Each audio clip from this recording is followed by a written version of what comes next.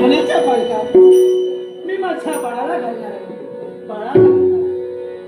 सोन्याचा पाळणा.